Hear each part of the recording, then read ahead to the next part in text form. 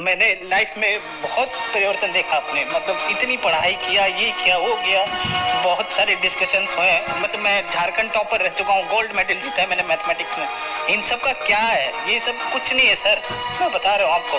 2.5-3 लाख रुपए तो सैलरी है आज मेरी महीने की।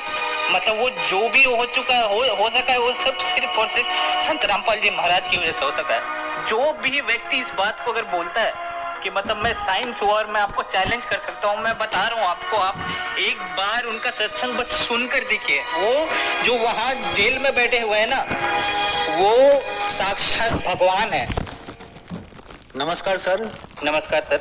सर क्या नाम है आपका? मेरा नाम नीलमणि दास है। मैं जांजगीर चांपा छत्तीसगढ़ का रहने वाला हूँ और अभी फ़िलहाल गुड़गांव में एक यूएक्स डिज़ाइनर की पोजीशन पे कार्यरत हूँ। सर संत रामपाल जी महाराज से नाम दीक्षा आपने कब ली? मैंने संत रामपाल जी महाराज से नाम दीक्षा 20 मई 2014 को ली थी। सर संत रामपाल जी महाराज से नाम दीक्षा लेने से पहले क्या आप कोई भक्ति साधना भी करते थे? जी सर, मैं आशाराम से जुड़ा हुआ था। आशाराम जी की भक्ति करता था। ऑलमोस्ट मुझे 6 साल हो गए थे उनकी भक्ति करते करते। और उनकी भक्ति करते करते कुछ खास वैसे तो लाभ नहीं हुआ था, बट थोड़ी बहुत जो बुराइयां थी मेरे अंदर में वो छूट गई थी, मगर ऐसा कुछ एडवांस लेवल पे कुछ लाभ नहीं हुआ था सर जी। तो फिर क्या कारण बना कि आप संत रामपाल जी महाराज की शरण में आए? जी मैं एक साइंस का विद्यार्थी हूँ सर। मैं मतलब आईआईटी बॉम्बे में मैंने पढ़ाई भी की है। तो मेरे भैया पहले ही संत रामपाल जी महाराज से नाम दीक्षा ले चुके थे।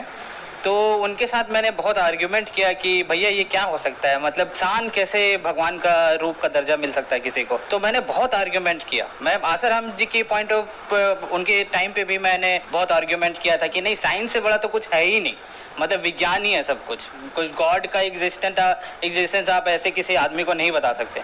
लेकिन जब उनसे बहुत डिस्कशन चला मेरा, संत रामपाल जी महाराज के मैं आश्रम गया। मैं आश्रम जाने के दौरान मुझे ये लगा कि ये तो बिल्कुल अलग जगह है। यहाँ पे लोगों को मुफ्त में खाना सोने का व्यवस्था, क्योंकि आशाराम के पास में मैं जा चुका था, वहाँ पे पैसे से आपको दिया जाता था। मतलब आप पैसे कूपन कटाओ और उसके बाद में आपको दाल चावल मिलती थी। वहाँ पे इतना कोई व्यवस्था नहीं था। बड़े जो पैसे वाले हैं उनको आगे बैठाया दिया जाता था, हम लोग बहुत पीछे बैठते थे और कहीं से दूर में तो छोटी मोटी झलकी मिलती थी आशाराम जी की। लेकिन यहाँ पे देख रहा हूँ सारे लोग आके आराम से परमात्मा आशीर्वाद दे रहे हैं। और उसी दौरान पे मुझे थोड़ा सा मन में एक तो कहीं विचार हुआ, नहीं यार मैंने कहीं और भी भक्ति की है तो यहाँ पे भी आकर एक कोशिश की जाए। संत रामपाल जी महाराज से मैंने नाम उपदेश लिया। संत रामपाल जी महाराज ने आशीर्वाद भी दिया। और मुझे सबसे एक आश्चर्य बात और लगी सर कि आप किसी भी व्यक्तिजन के आश्रम में जाएं, आशाराम जी को ले लें या किसी और भी बहुत सारे संत और जो पुरुष अपने आप को बताते हैं उनके आश्रम में जाएंगे तो वो लोग इंडिविजुअली आपको आकर आशीर्वाद नहीं देते हैं। मतलब जो मैंने नोटिस किया संत रामपाल जी महाराज के आश्रम में, वो हर एक शिष्य को आकर उनके सर पर हाथ रखकर आशीर्वाद दे रहे थे, जो कि अपने आप में एक बहुत बड़ी बात है। मतलब कौन से एक आप इतने बड़े पदवी पे पहुंच गए हो तो अपने आप को समझने लग जाते कि नहीं मैं तो आई एम गॉड। तो वो चीज़ मुझे लगा कि नहीं यार, वो तो एकदम बिल्कुल अपने आप को ऐसे दर्शा रहे हैं जैसे कि नहीं बेटा मैं तुम्हारा गुरु हूँ और तुम लोग शिष्य हो और तुम्हारा जितना भी दुख और जिंदगी में जितने कष्ट हैं उसको निवारण करना मेरा ही काम है। तो मतलब ये चीज़ मुझे दिखा और इसके बाद मैंने तो निश्चय कर लिया कि नहीं, मुझे संत रामपाल जी महाराज से नाम उपदेश लेना चाहिए। सर आप साइंस पर विश्वास करते हैं, फिर आपने संत रामपाल जी महाराज से नाम दीक्षा ली। हम आपसे पूछना चाहेंगे कि अभी आपकी क्या क्वालिफिकेशन है, आप क्या काम करते हैं? जी मेरी क्वालिफिकेशन, मैं national institute of fashion technology से बैचलर इन डिज़ाइन टेक्सटाइल में मैंने डिग्री ली है। मैं उस दौरान पे शाहरुख खान, आपने अभिनेता का नाम सुना होगा, मैंने उसके के घर का इंटीरियर भी डिज़ाइन किया हुआ है। ये इंडिया टुडे के आर्टिकल में पब्लिश भी है। आप मेरा नाम अगर नील मणि करके इंडिया टुडे टाइप करेंगे तो आपको मिल जाएगा। उसके आर्टिकल में टॉप आर्टिकल में ही मेरा नाम है। और वो शाहरुख खान के इंटीरियर करने के बाद बहुत बड़े बड़े डिज़ाइनर्स के भी साथ भी मैंने काम किया, जिनमें से मनीष अरोरा है और करण जौहर, वरुण बहल के साथ भी काम किया। और वो छोटी छोटी बहुत उपलब्धियां थी जिसको संजो कर मैंने मास्टर डिग्री के लिए भी कोशिश करी। मास्टर डिग्री में मैंने आईआईटी बॉम्बे का एग्ज़ाम दिया। पहली दफ़ा जब एग्ज़ाम दिया था तो उस वक्त मेरा सिलेक्शन नहीं हुआ था। आईआईटी गुवाहाटी शायद मिलता बट नहीं भी मिल रहा था, लेकिन दूसरी दफ़ा आईआईटी बॉम्बे मिला मुझे और ऑल इंडिया रैंक 27 मैंने प्राप्त किया। आईआईटी बॉम्बे में मैंने इंडस्ट्रियल डिज़ाइन, जिसको आप बोल सकते हैं कि स्पेसिफिकली उसका स्पेशलाइजेशन ह्यूमन कंप्यूटर इंटरेक्शन था, उसमें मैंने पढ़ाई की। और उसके बाद अभी फ़िलहाल मैं एक अमेरिकन कंपनी थॉटवर्क्स में एक सीनियर यूएक्स स्पेशलिस्ट के रूप में कार्यरत हूँ। सर, तो मैंने मास्टर डिग्री आईआईटी बॉम्बे से करी है। मुझे ऑल इंडिया रैंक 27 मिला था। आईआईटी बॉम्बे में मुझे गोल्ड मेडल भी मिला है, जिसमें फाइनल डिग्री का जो आपको प्रोजेक्ट सबमिट करना होता है उसमें मुझे गोल्ड मेडल मिला, बेस्ट स्टूडेंट का अवार्ड मिला था मुझे। और संत रामपाल जी महाराज की ही आशीर्वाद से मेरा आईआईटी बॉम्बे में सिलेक्शन हुआ था। आईआईटी एक इतनी बड़ी संस्थान है, मतलब लाखों बच्चे वहाँ एडमिशन के लिए तड़पते हैं, मरते हैं, मतलब कि नहीं वो वहाँ पे हमारी एडमिशन हो जाए, लेकिन सिर्फ आशीर्वाद मात्र से, संत रामपाल जी महाराज के आशीर्वाद मात्र से वो सिलेक्शन हो गया था मेरा। और ये सर मैं ये आपको ये भी बात बताना चाहूँगा, मैं संत रामपाल जी महाराज के पास में मैं 2013 में भी एक बार जा चुका था, जिस समय भैया ने मुझे बोला कि तुम जाकर आश्रम देखो, तुम्हें नाम उपदेश लेने का इच्छा करेगा तो जरूर लेना। उससे पहले भी एक बार मैं गया था, जिस दौरान पे मैंने उसी वक्त बोला था भैया को कि अगर मुझे आईआईटी बॉम्बे में मेरा सिलेक्शन हो जाए ना भैया, तो मैं पक्का नाम का उपदेश लूंगा, तो मुझे समझ में आ जाए कि हाँ यही कि ही इज द गॉड। तो जैसे ही मैंने बोला कि संत रामपाल जी महाराज से मेरी वार्तालाप भी हुई, मैंने उनको बोला कि मैं आईआईटी बॉम्बे में एडमिशन चाहता हूं, तो उन्होंने एकदम आशीर्वाद दिया और बोला बेटा हो जाएगा, और हो ही गया। मतलब इससे बड़ी चीज और क्या हो सकती है।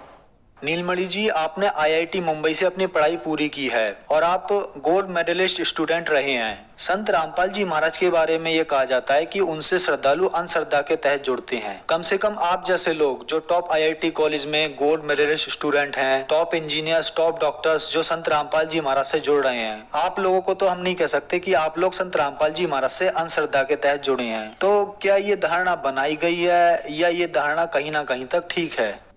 ये धारणा मुझे लगता है कि जब बरवाला कांड हुआ था उसके बाद में सोची समझी तहत एक साजिश थी। मतलब गवर्नमेंट ने बहुत अच्छे तरीके से प्री प्लान किया था मेरे ख्याल से कि संत रामपाल जी महाराज के जो अनुयायी हैं उनको ये बताया जाए कि अंधश्रद्धा से ये जुड़े हुए हैं, और उनके ज्ञान को भी अलग तरीके से पेश किया गया। बट मैं आपको बताता हूँ, आईआईटी के 70-80% स्टूडेंट को आप देख लेंगे वो एथीज्म की ओर जा रहे हैं, मतलब वो कंप्लीट एथिस्ट होते जा रहे हैं। उनको गॉड पे में यकीन ही नहीं है कि गॉड का एग्जिस्टेंस है।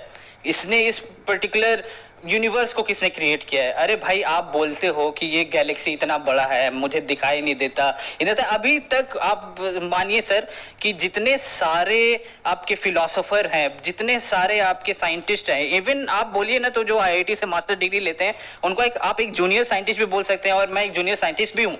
लेकिन आप जो छोटे छोटे जितने भी वहाँ पे स्टूडेंट हैं, आप उनसे जाकर आप ये पूछेंगे ना, उनका जो विश्वास है गॉड की ओर बिल्कुल भी बदल चुका है। मतलब लोग इतने ज्यादा अंधविश्वास की ओर जा चुके हैं कि आपको यकीन नहीं होगा। और ये संत रामपाल जी महाराज को इस तरीके से ठहराना, उन्होंने एक एक चीज को, हर एक शास्त्रों को खोल के, वेद को, सभी चीजों को बताया है कि कहाँ पे भगवान का जिक्र है और वो भगवान आखिरकार कौन है, और हमें किस भगवान का पूजा करना चाहिए, किस तरीके से करना चाहिए, और सही तरीके का गुरु कौन है। उन्होंने तो सिर्फ यही बताया। मेरे ख्याल से शायद ये चीज जितने भी और धर्म गुरु थे उनको पची नहीं होगी, क्योंकि उन्हें उनका जो व्यवस्था चल रहा है आजकल का, शायद हो सकता है कि जिस तरीके से ये ज्ञान प्रचार हो रहा था तो उनको लगता है कि शायद मेरा बंद हो सकता है, इसलिए उन्होंने इस तरीके का षड्यंत्र रचा। ये बिल्कुल, आप अगर खुद में पढ़े लिखे हैं, आपको साइंस पे विश्वास है, आप थोड़ा बहुत भी मेटाफिजिक्स या फिर आपको लगता है कि मैं अध्यात्म में बिलीव करता हूँ, तो आप किताबों को खोलिए, गीता को खोलिए, आप चारों वेद को खोलिए, पुराणों को खोलिए, जो संत रामपाल जी महाराज सत्संग में बताते हैं, सिर्फ आप उनको देखिए और समझने की कोशिश कीजिए, आपको बहुत परिवर्तन दिखेगा। आपको लगेगा कि एक्चुअल में सच्चाई क्या है। नीलमणि जी, आप हाईली एजुकेटेड पर्सन हैं। आप इन बातों को अच्छी तरीके से जानते हैं। लोग तीर्थों पर जाते हैं, गुरु बनाते हैं, भगवानों की पूजा करते हैं। टॉप इंडिया के हॉस्पिटल और विदेशों के भी हॉस्पिटल कह देते हैं कि आपकी बीमारी लाइलाज है, ये ठीक नहीं हो सकती। प्रूफ के तौर पर वो अपनी रिपोर्ट्स भी दिखाते हैं और संत रामपाल जी महाराज उन बीमारियों को ठीक कर देते हैं। क्या कारण है? मुझे लगता है कि जो आजकल देखिए बहुत सारे ऐसी ऐसी बीमारियां होती हैं जिनको डॉक्टर भी बोल देते हैं कि ये मेरे से पॉसिबल नहीं है, ये ठीक नहीं हो सकता। मैं अपना ही एग्जांपल आपको बताता हूँ। मतलब मैं खुद भी ब्रोंकाइटिस का पेशेंट रह चुका हूँ।